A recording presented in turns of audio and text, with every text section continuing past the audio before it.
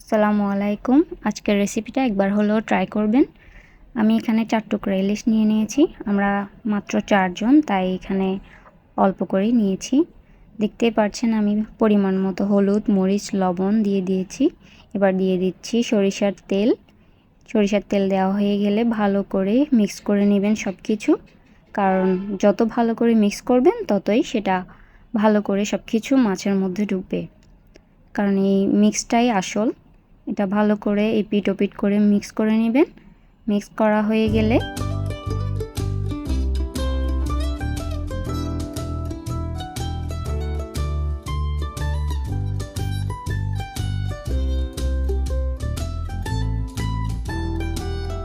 এরপরে দিয়ে দিবেন কর্নফ্লাওয়ার। কর্নফ্লাওয়ার যত বেশি দিবেন তত এটি ক্রিস্পি হবে, খেতে অনেক ভালো লাগবে।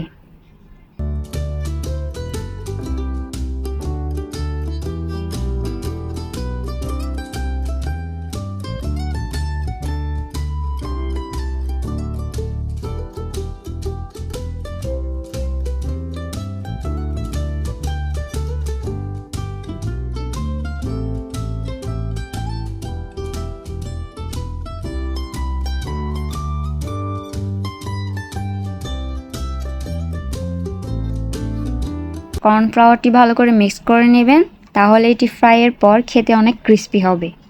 এরপর ফ্রাই প্যানটা ভালো করে হাই হিটে গরম করে নেবেন, তাহলে আপনি যাই ফ্রাই করেন না কেন সেটি লেগে যাবে না।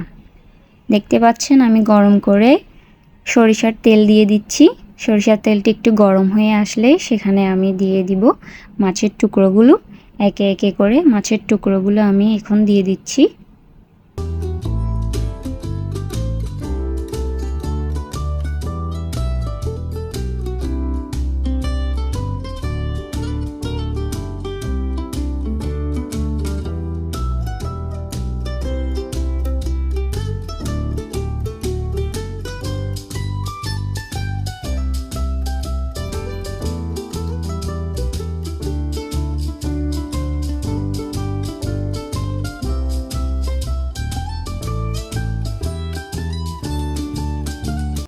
মাছের এক পিঠ হয়ে এসেছে, এখন আমি এটি অন্য পিঠ উল্টিয়ে দিব।